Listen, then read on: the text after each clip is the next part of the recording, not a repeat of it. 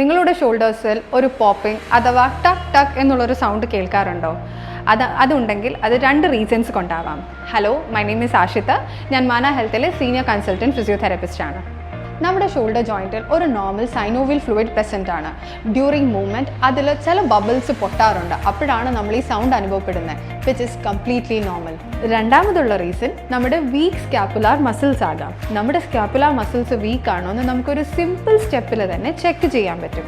അതെങ്ങനെയെന്ന് പറഞ്ഞു കഴിഞ്ഞാൽ, നമ്മൾ ആദ്യം ഇരുന്ന് സൈഡിലേക്ക് ചെരിഞ്ഞ് നമ്മുടെ ഷോൾഡേഴ്സിനെ എക്സ്റ്റേർണലി റൊട്ടേറ്റ് ചെയ്യാൻ ശ്രമിക്കുക.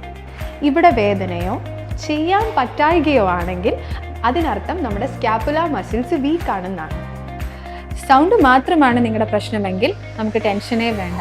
ബട്ട് സൗണ്ടിൻ്റെ കൂടെ വേദനയും ഉണ്ടെങ്കിൽ ഇമ്മീഡിയറ്റ്ലി മാന ഹെൽത്തിലേക്ക് കോൺടാക്ട് ചെയ്യുക.